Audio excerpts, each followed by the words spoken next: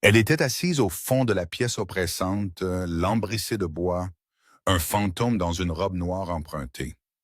La famille au premier rang, la veuve, le fils, la fille, la regardaient comme si elle était faite de verre.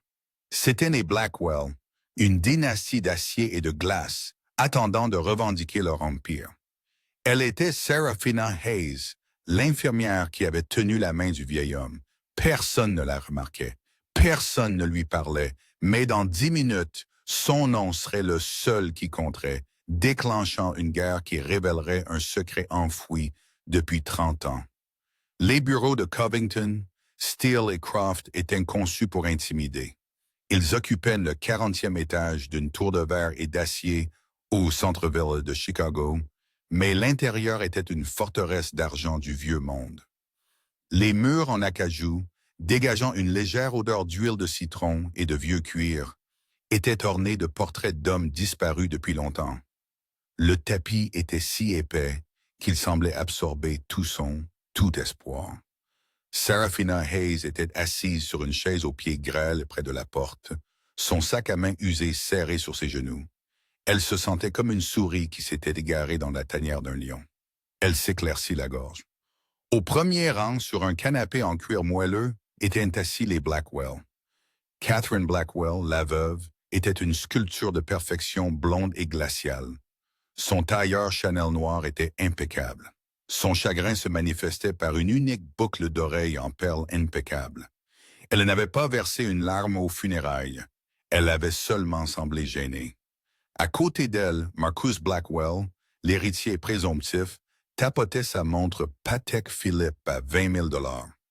C'était un homme qui débordait de son costume sur mesure, le visage rubicond d'impatience et de scotch coûteux. Il avait été PDG par intérim de Blackwell Industries pendant 1 an, et tout le monde savait qu'il attendait que l'intérim soit levé. Puis il y avait Beatrice Blackwell Smile, la fille. Elle avait épousé un nom encore plus ancien et rayonnait d'un dédain aristocratique cassant.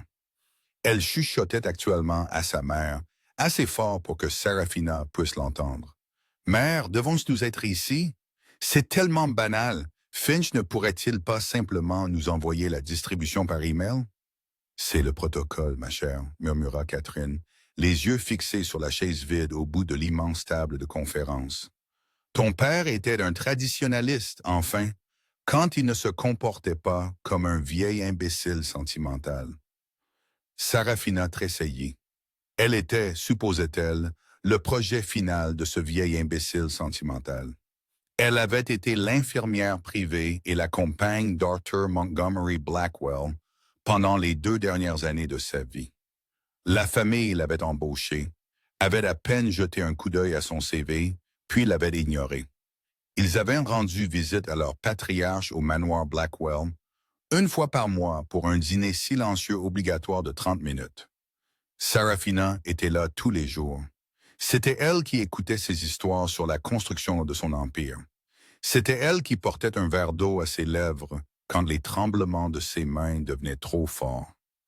C'était elle qui s'asseyait avec lui sur la terrasse à 3 heures du matin, quand la douleur le tenait éveillé, écoutant pendant qu'il montrait les constellations, sa voix lourde de regret. Une porte s'ouvrit et M. Alistair Finch entra. C'était un homme grand et mince qui semblait aussi vieux que l'acajou. Il portait un seul document relié en cuir. « Merci à tous d'être venus, » dit-il, sa voix sèche comme du parchemin. Il s'assit, ajusta ses lunettes et regarda la famille. Son regard vacilla juste une milliseconde vers le fond de la pièce. Il était la seule personne à avoir reconnu la présence de Seraphina, lui offrant un bref hochement de tête à son arrivée. « Je vais maintenant lire les dernières volontés et le testament d'Arthur Montgomery Blackwell. » Marcus se pencha en avant, un éclat prédateur dans les yeux. Béatrice cessa de chuchoter. Catherine ajusta le col de son tailleur. Seraphina essayait juste de respirer. Elle n'était là que parce que M. Finch l'avait lui-même appelée, insistant sur le fait que c'était la dernière demande non négociable d'Arthur. Elle s'attendait à un petit legs, peut-être assez pour rembourser ses prêts étudiants, un dernier acte de gentillesse. La famille, elle le savait, s'attendait au monde entier. D'abord, les legs mineurs, commença Finch. Il lut une liste. 50 000 au jardinier, 100 000 à l'Orchestre symphonique de Chicago, 20 000 à son alma mater. À chaque leg mineur, le sourire de Marcus se tendait.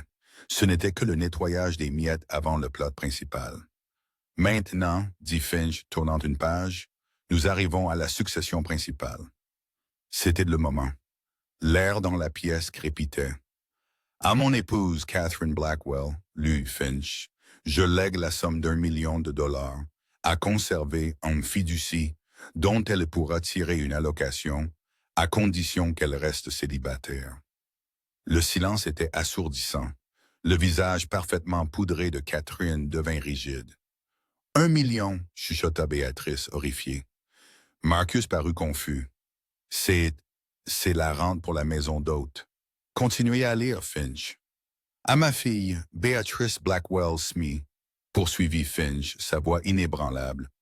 Je lègue ma collection d'or du 18e siècle, estimée à environ 2 millions de dollars, à condition qu'elle ne la vende jamais. Béatrice laissa échapper un petit son étouffé. L'or était hideux, et elle avait prévu de le vendre pour financer une nouvelle aile de son domaine des Hamptons.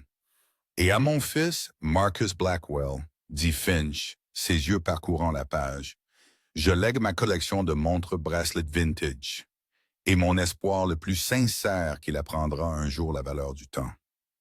Le visage de Marcus passa du Rubicon à un violet profond et dangereux. Les montres, c'est tout. Qu'en est-il de l'entreprise? Qu'en est-il de la maison? J'y arrive, dit Finch calmement. Il but une gorgée d'eau, semblant apprécier la tension insupportable. Tout le reste, résidus et reliquats de ma succession, tant immobilière que mobilière, lut-il, y compris la participation de contrôle de 51% dans Blackwell Industries, la propriété connue sous le nom de Manoir Blackwell, et tout son contenu, l'appartement penthouse à New York, la villa en Toscane, et l'intégralité de mes actifs liquides et portefeuilles d'investissement évalués à environ 900 millions de dollars. Marcus vibrait littéralement, un sourire grotesque se répandant sur son visage. Il pensait que c'était une plaisanterie, un test final de son père. Finch leva les yeux au-dessus des têtes de la famille, son regard se posant directement sur la femme invisible au dernier rang. Je lègue l'intégralité à Mademoiselle Seraphina Hayes. Si une bombe avait explosé dans la pièce, cela aurait été moins violent que le silence qui suivit. La main de Catherine Blackwell, qui reposait sur l'accoudoir du canapé, se serra si fort que ses phalanges blanchirent. La mâchoire de Béatrice se décrocha, son rouge à lèvres parfaitement appliqué semblant soudain criard. Marcus fut le premier à bouger. Il se leva lentement, la lourde chaise en chêne raclant bruyamment le sol. « Qu'avez-vous dit » siffla-t-il, sa voix un grognement sourd. Monsieur Finch ne broncha pas. Il répéta « Je lègue l'intégralité. » À Mademoiselle Seraphina Hayes. Qui diable? Marcus se retourna, ses yeux parcourant la pièce. Est-ce Seraphina Hayes? Ce fut Béatrice qui la vit de la première. Son regard se porta vers le fond de la pièce, sur la femme insignifiante à la robe bon marché. Ses yeux s'écarquillèrent, d'abord de confusion, puis de pur et simple mépris. « C'est elle, » chuchota Béatrice, désignant d'un doigt tremblant un nez d'une bague en diamant. « C'est l'infirmière. » 3 paires d'yeux, bleus et froids comme la glace glaciaire, se posèrent brusquement sur Seraphina. C'était la première fois qu'il la regardait vraiment. À cet instant, elle n'était plus de verre. Elle était un obstacle. Elle était de l'ennemi.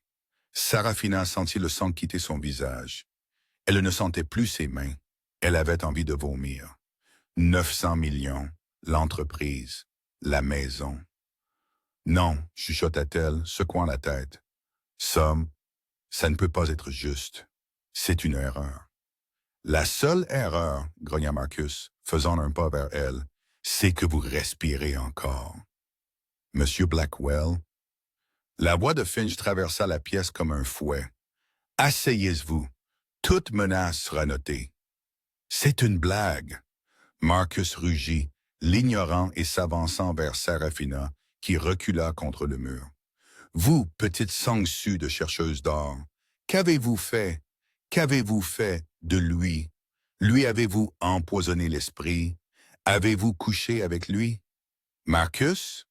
La voix de Catherine était perçante. Elle était debout maintenant, son sang-froid se brisant, révélant la fureur brute en dessous. Ne soyez pas grotesque. Elle tourna son venin vers Finch. Alistair, c'est une farce. Mon mari était sénile. Il était sous médicaments. Il n'avait pas toutes ses facultés mentales. Cette créature a évidemment exercé une influence indue. Le testament est invalide. Nous allons le contester. Nous la ferons arrêter. Je vous assure, Madame Blackwell, dit Finch, ouvrant sa maillette, cela ne sera pas possible. Arthur était, comme vous le dites, un traditionnaliste. Il avait anticipé votre réaction. Il sortit 3 documents et les fit glisser sur la table. Ce sont 3 évaluations psychiatriques indépendantes distinctes menées par 3 des meilleurs spécialistes du pays. La dernière a été menée seulement 48 heures avant qu'il ne signe le testament. Les 3 le déclarent parfaitement sain d'esprit et de corps et agissant de sa propre volonté. Il sortit un 4e élément, une petite enveloppe scellée. Il a également enregistré une déclaration vidéo à diffuser en cas de contestation. Voulez-vous que je la passe ou dois-je la garder pour le tribunal? Le visage de Catherine était un masque de haine. Elle sut à cet instant qu'elle avait été complètement et totalement déjouée par son mari décédé. Béatrice, retrouvant enfin sa voix, laissa échapper un hurlement. Une maison? Il lui a donné la maison à une domestique. Elle ne peut pas l'avoir, cria Marcus, le visage ruisselant de sueur. Je dirige cette entreprise. C'est la mienne. C'est mon droit de naissance. Il semble, dit M. Finch, debout, que votre droit de naissance ait été réaffecté. Mademoiselle Hayes est maintenant votre patronne. En fait, elle est la patronne de vous tous. Il se tourna vers Seraphina, son expression s'adoucissant presque imperceptiblement. Mademoiselle Hayes, cette réunion est terminée. Les Blackwell peuvent se retirer. Il désigna la porte. Marcus semblait sur le point de charger, mais Catherine, d'un regard froid et calculateur, posa sa main sur son bras. « Pas ici, Marcus, dit-elle, sa voix dangereusement calme. Ce n'est pas fini. C'est loin d'être fini. » Elle se tourna vers Seraphina, ses yeux parcourant son corps, de ses chaussures éraflées à ses mains tremblantes. C'était un regard d'une haine si profonde que Seraphina le ressentit comme un coup physique. « Vous pouvez avoir son argent, » siffla Catherine, « mais vous ne serez jamais l'une des nôtres. Vous regretterez ce jour. Je brûlerai chaque centime que j'ai pour vous voir détruite. » Béatrice suivit sa mère, sanglotant. « Je suis ruiné. Il m'a ruiné. » Marcus fut le dernier à partir. Il s'arrêta dans l'embrasure de la porte, dominant Seraphina. Il ne parla pas. Il pointa juste un doigt vers elle, puis le traça sur sa gorge d'un mouvement lent et délibéré. Puis il partit. La lourde porte claqua, laissant Seraphina seule dans la vaste pièce silencieuse avec Alistair Finch. L'adrénaline retomba et ses jambes lâchèrent. Elle s'effondra sur la chaise aux pieds de grêle, son corps tremblant violemment. « Monsieur Finch, balbutia-t-elle, les larmes brouillant sa vision. Je ne comprends pas pourquoi me ferait-il ça? Ce n'est pas un cadeau, c'est une condamnation à mort. » « Au contraire, Mademoiselle Hayes, dit Finch, s'approchant d'elle.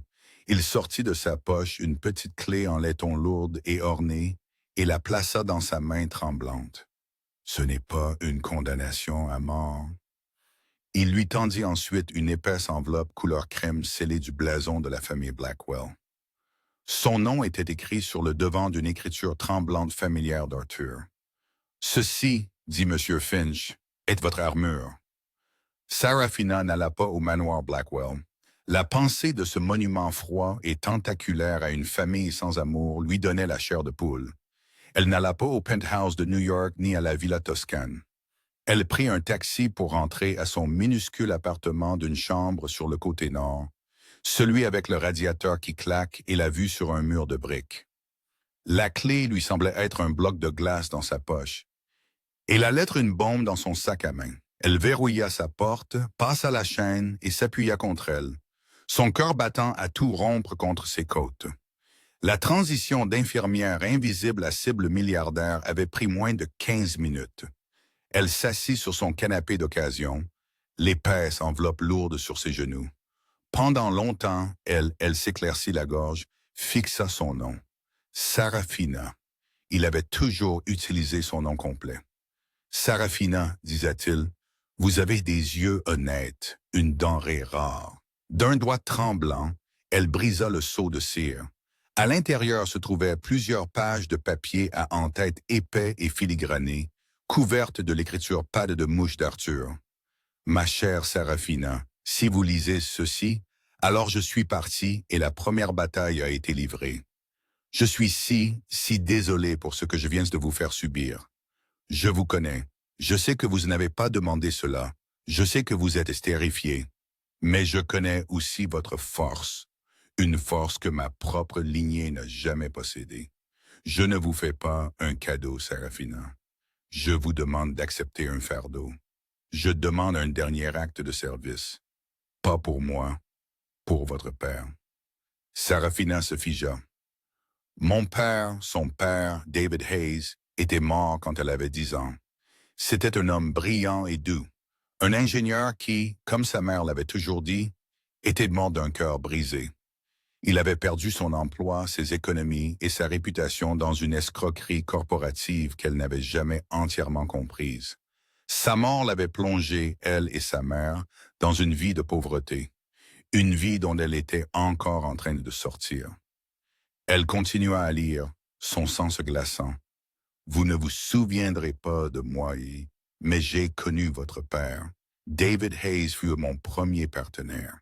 Il était mon meilleur ami.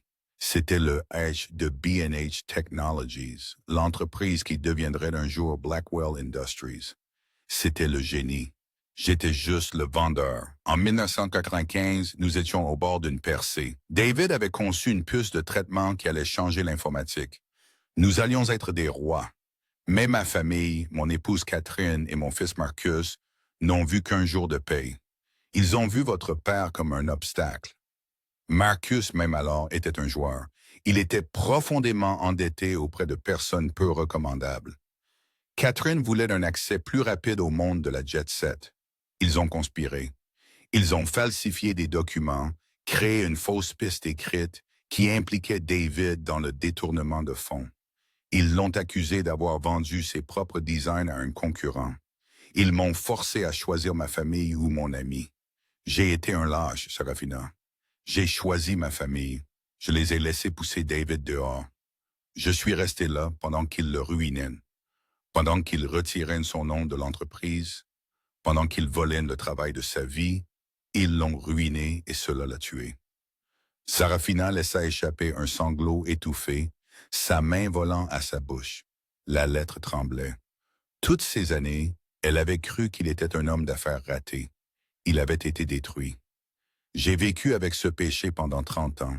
J'ai vu mon épouse devenir un monstre d'ambition et mon fils devenir une créature de pure avidité.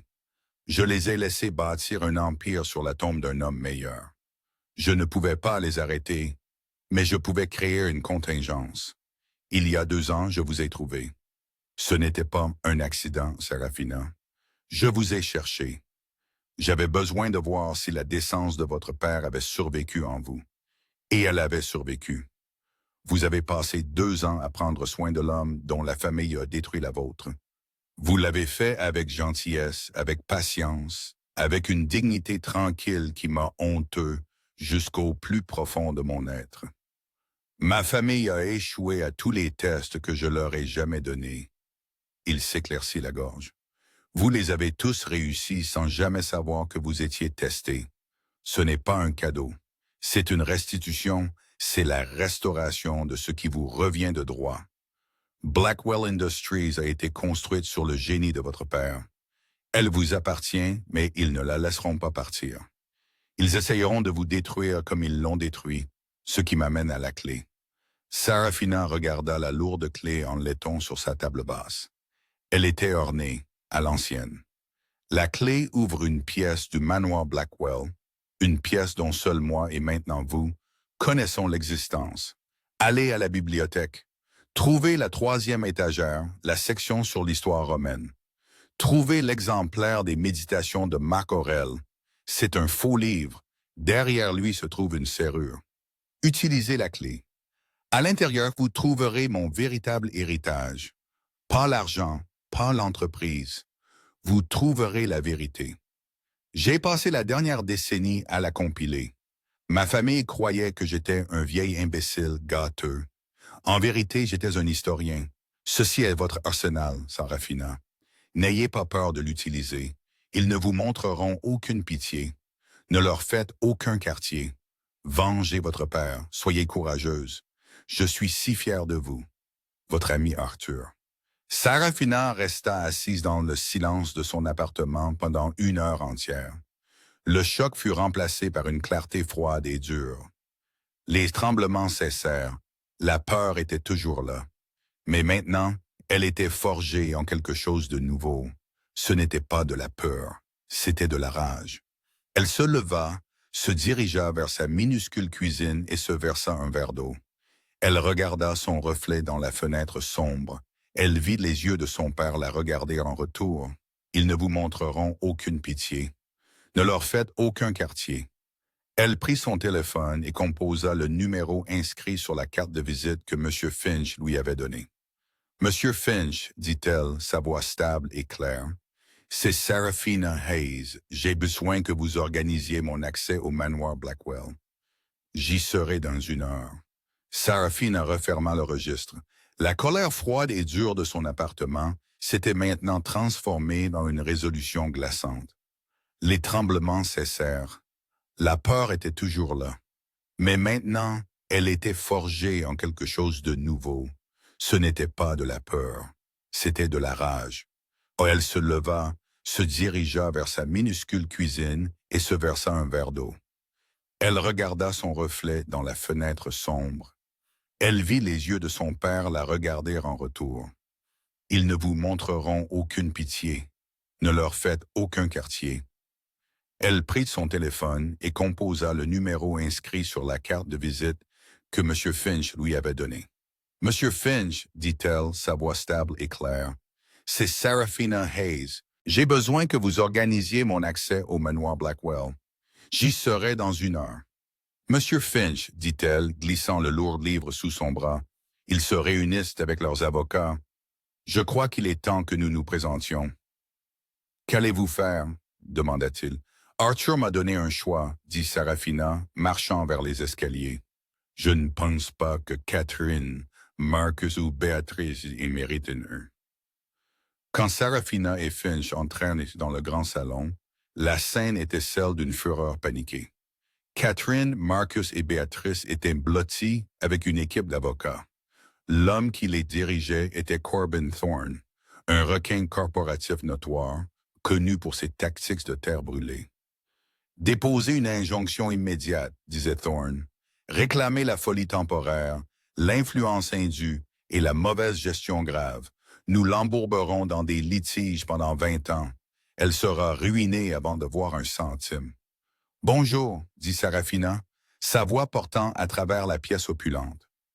Le groupe se retourna, les yeux de Corbin Thorne se plissèrent, la jaugeant. Le visage de Catherine se tordit de dégoût. « Sortez de ma maison, grogna Catherine. « Ce n'est pas votre maison, répondit calmement Sarafina. Elle marcha jusqu'au centre de la pièce et posa le registre noir sur une table en acajou du 18e siècle inestimable, avec un lourd bruit sourd. « Qu'est-ce que c'est? » demanda Thorne s'avançant. Sa curiosité professionnelle était à son comble.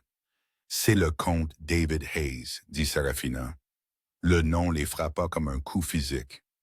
Marcus pâlit visiblement. Catherine, pour la première fois, parut absolument terrifiée. Sa main effleura les perles à son cou. « Je Je ne sais pas de quoi vous parlez, balbutia Catherine. Vraiment? Demanda Sarafina. C'était mon père. C'était le partenaire d'Arthur. C'était l'homme que vous avez détruit pour bâtir ce mausolée. Elle ouvrit le livre. Je suis sûr que vos avocats seront intéressés par ceci. Page 42. Un relevé détaillé des virements de Marcus depuis le fonds de pension de Blackwell Industries vers un compte écran aux îles Caïmans. Je crois que le total est de 23,4 millions. Je suis sûr que le bureau du procureur des États-Unis trouvera cela fascinant. Marcus semblait sur le point de s'évanouir. Vous mentez. Vraiment? Les numéros de routage sont tous ici, dit Sarafina, tournant une page. Ou peut-être Béatrice préférerait-elle que nous discutions de la page 68, l'affidavit du détective privé que vous avez engagé pour faire chanter le sénateur Thompson. L'adultère est une chose, mais l'utiliser pour manipuler un contrat fédéral, c'est une infraction de niveau RICO. Béatrice laissa échapper un petit cri horrifié. Sarafina réserva son dernier regard à Catherine. Et puis il y a le chef d'œuvre. Toute la première section, une conspiration de 30 ans pour commettre une fraude corporative, un faux et une fraude électronique, le tout pour voler la compagnie de mon père. Elle regarda Corbin Thorne qui fixait le livre, son sourire prédateur ayant complètement disparu. « Ceci n'est pas une contestation de testament, Monsieur Thorne, » dit Sarafina, sa voix résonnant d'une autorité qu'elle ignorait posséder. « C'est une confession criminelle, et je suis maintenant la seule propriétaire de Blackwell Industries, l'entreprise que vous avez fraudée. » Elle se tourna vers la famille. Ils étaient brisés. La reine des glaces, l'héritier arrogant, la princesse snob, ils n'étaient que de petites personnes terrifiées et coupables. « Voici ce qui va se passer, » dit Sarafina, sa voix tombant à un chuchotement d'acier. « Vous allez renvoyer vos avocats. Vous allez abandonner votre contestation. Vous allez chacun faire une valise.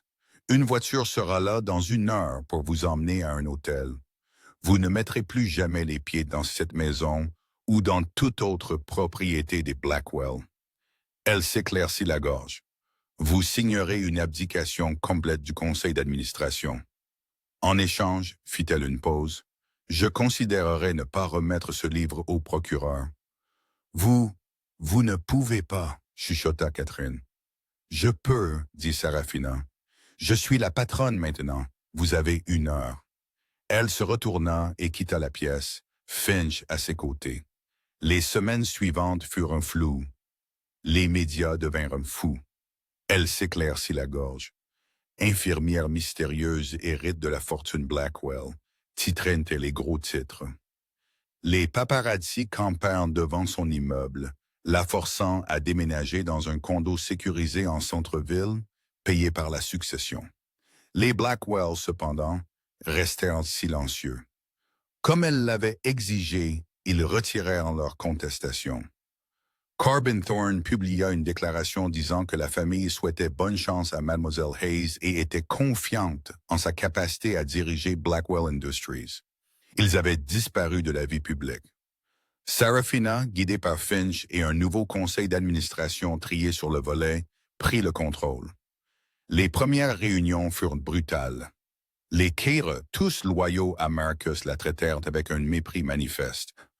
« Avec tout le respect que je vous dois, Mademoiselle Hayes, » dit un vice-président aux cheveux argentés nommé Robert Sterling, « que c'est une professionnelle de la santé sur la logistique mondiale. » Sarafina s'assit au bout de la longue table, à la place qu'Arthur occupait. « Monsieur Sterling, dit-elle, je sais que vous avez approuvé les notes de frais frauduleuses de Marcus Blackwell pendant 5 ans. Je sais que vous avez été le directeur des opérations d'une entreprise dont le fonds de pension a été systématiquement pillé. Et je sais que votre signature figure sur l'autorisation de virement illégal de 2023. Donc, avec tout le respect que je vous dois, vous avez 2 options. Vous pouvez répondre honnêtement à mes questions et m'aider à régler ce désordre, ou je peux appeler la sécurité. Qu'allez-vous faire? » Le mépris disparut. Les cadres s'alignèrent. Sarafina travaillait 20 heures par jour. Elle n'était pas une PDG naturelle, mais elle apprenait vite et elle avait une chose que les Blackwell n'avaient jamais eue, une conscience. Elle fouilla dans les dossiers de l'entreprise. Elle découvrit où Marcus avait pris des raccourcis, où il avait exploité des travailleurs, où il avait pollué. Elle se retrouva aussi incroyablement, profondément seule. Elle était la femme la plus riche de Chicago et elle n'avait personne. Elle était une île entourée de requins. Le pouvoir était immense, mais il était froid. Une nuit, épuisée, elle examinait un rapport trimestriel lorsque Finch lui apporta une tasse de thé. « Vous vous en sortez bien, dit-il doucement. Vous êtes une naturelle. Vous avez l'esprit de votre père. » « Non, dit Sarafina, se frottant les tempes. Je suis juste en colère. Je gère tout ça par pure rage. Qu'est-ce qui se passe quand elle s'épuise? Alors vous le gérerez par principe, dit Finch. Arthur savait ce qu'il faisait. Il ne vous a pas seulement donné de l'argent, il vous a donné un but. Il avait raison, mais la victoire semblait creuse. Les Blackwell étaient partis, vivant dans une disgrâce tranquille, mais ils étaient libres. L'habitant même sans l'Empire. Catherine avait sa fiducie, Béatrice son or, Marcus ses montres. Il s'en était sorti. Sa promesse d'envisager de ne pas porter plainte semblait faible. Cela ressemblait à la lâcheté de son père. C'est alors que l'appel téléphonique arriva. Il venait d'un numéro inconnu. Mademoiselle Hayes. La voix était rauque, effrayée. C'était Marcus. Que voulez-vous, Marcus? Je dois vous voir, s'il vous plaît. C'est ma mère. Elle n'est pas bien. Elle est obsédée. Elle prépare quelque chose. Je crois que vous êtes en danger. Sarafina accepta de le rencontrer, malgré les vives objections de Finch. Elle choisit un lieu public, l'atrium bondé du Chicago Cultural Center, sous l'immense dôme Tiffany. Elle s'éclaircit la gorge. Elle apporta sa propre sécurité. 2 hommes en civil qui restèrent à 6 mètres. Marcus avait l'air terrible. Il avait perdu du poids. Son costume coûteux pendait sur lui et ses mains tremblaient. Il avait l'air d'un homme qui n'avait pas dormi depuis un mois. « Merci d'être venu », dit-il d'une voix rauque, assis en face d'elle. « Qu'est-ce que c'est, Marcus? »« C'est ma mère, dit-il, ses yeux papillonnants. Elle a perdu la tête. Vous avez tout pris.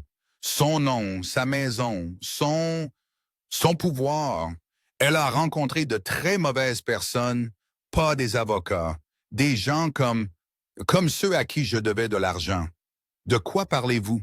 Elle a un Nouveau Testament, chuchota-t-il, se penchant. Elle a trouvé un Nouveau Testament, un qui annule le vôtre. Il lui laisse tout. Il est daté de 2 jours après la signature du vôtre.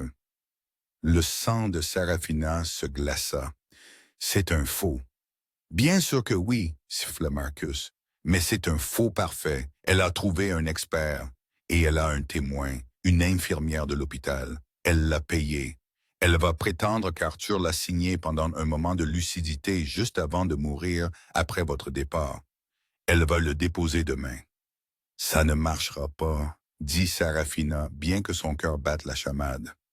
Finch a la déclaration vidéo. Il a les évaluations psychiatriques. Vous ne comprenez pas, dit Marcus, lui saisissant le bras.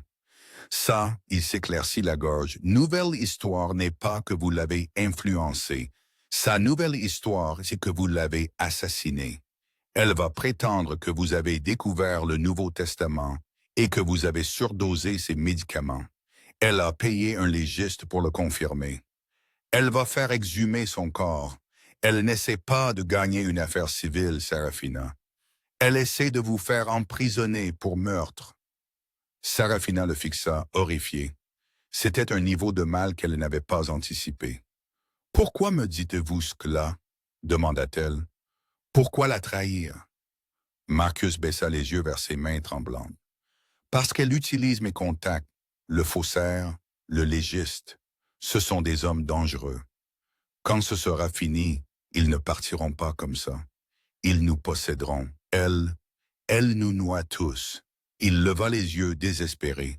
et qu'elle va utiliser l'argent du fonds de pension, l'argent que j'ai volé. Elle a trouvé mes comptes offshore. Elle les vide pour payer ses gens. Elle me ruine. Sarafina faillit rire. Ce n'était pas de la conscience. C'était de l'autopréservation. Il était toujours la même créature pathétique. Que voulez-vous, Marcus? Un accord, dit-il, sa voix retrouvant une fraction de son ancienne assurance. Je témoignerai, je dirai au tribunal que le testament est un faux. Je leur dirai tout ce qu'elle prépare. Je serai votre témoin vedette. En échange de quoi? L'immunité pour le vol du fonds de pension. Vous avez ce registre. Vous me donnez les pages qui me concernent. Vous signez un document stipulant que vous ne porterez pas plainte. Je vous sauve. Vous me sauvez. Il lui offrait un pacte avec le diable. Si elle refusait, elle risquait un procès pour meurtre, un faux testament, un légiste corrompu. C'était plausible. Un jury pourrait le croire. Catherine Blackwell était la veuve éplorée. Sarafina était l'infirmière qui avait mystérieusement hérité $1 milliard. Mais si elle acceptait, elle le laissait s'en tirer après avoir volé des millions à ses propres employés. Elle serait comme Arthur, une lâche choisissant la voie facile. « Je suis la fille de David Hayes », pensa-t-elle. « Non, Marcos », dit-elle en se levant. « Quoi? Vous êtes folle? Elle va vous détruire. » « Non, elle ne le fera pas, » dit Sarafina, sa voix de glace. « Vous semblez avoir oublié quelque chose. J'ai le registre. J'ai la vérité. Vous voulez faire un marché? Très bien, mais pas ici. » Elle se pencha. « Vous viendrez au bureau d'Alistair Finch demain à 9 heures. Vous apporterez le nom du faussaire, le nom du légiste et toutes les preuves que vous avez concernant ce Nouveau Testament. Vous signerez une confession complète pour vos propres crimes. Et en échange, je demanderai au procureur de noter votre coopération lorsque je leur remettrai l'intégralité du dossier. Peut-être qu'ils vous donneront 10 ans au lieu de 20. C'est la seule offre que vous obtiendrez. » Marcus la fixa, le visage cendré. Il était si sûr qu'elle serait terrifiée. Il avait pris son calme pour de la faiblesse. C'était la même erreur que toute sa famille avait commise. « Vous risqueriez un procès pour meurtre, » chuchota-t-il. « Vous risqueriez la prison pour protéger votre mère. » Rétorqua-t-elle. « Je vous vois à 9 heures. » Elle se retourna et s'éloigna, son équipe de sécurité la suivant de près. Elle était terrifiée, mais elle était aussi, pour la première fois, en contrôle total. Le lendemain matin, Marcus ne se présenta pas. 9h passa et repassa. À 10h15, Alistair Finch entra dans sa salle de conférence où Sarafina attendait. « Il ne viendra pas, » dit Sarafina, l'estomac noué. « Non, » dit Finch, le visage sombre. « Il ne vient pas. Mais Catherine est là. Elle a déposé le Nouveau Testament et elle a déposé une pétition pour une audience d'urgence et un ordre d'exhumer le corps d'Arthur. L'audience est cet après-midi. Elle vous accuse de meurtre au 1er degré. » L'audience d'urgence ne se tenait pas dans une grande salle d'audience lambrissée de bois, mais dans une chambre fonctionnelle sans fenêtre réservée aux successions et aux requêtes d'urgence. C'était, si possible, encore plus claustrophobe. L'air était lourd du parfum de cire à parquet et d'une panique contenue. Mais les médias l'avaient trouvé. La pièce était un cirque. Les flashs éclataient en un staccato aveuglant et constant, capturant chaque battement de paupières, chaque goutte de sueur. Sarafina était assise à la table de la défense, les mains jointes sur ses genoux. Elle avait choisi un tailleur bleu marine simple et modeste, un écho conscient de l'infirmière qu'elle avait été. Elle ressemblait à un moineau assailli par des vautours. De l'autre côté de l'allée, Catherine Blackwell donnait la performance de sa vie. Vêtue d'un habit du matin noir parisien sur mesure, un délicat voile de dentelle couvrant son visage, elle était l'image même de la veuve lésée et endeuillée. Elle serrait un mouchoir de soie à ses lèvres, ses épaules tremblant délicatement. À ses côtés, Corbin Thorne, son avocat requin, rayonnait d'une confiance suffisante et prédatrice. Il était là pour vider un poisson, et il le savait. Votre honneur, commença Thorne, sa voix de baryton douce et confiante remplissant la petite pièce. Nous sommes ici aujourd'hui non seulement pour corriger une grave injustice financière, mais pour arrêter une criminelle. Il se tourna, ses yeux balayant Sarafina avec un dédain théâtral.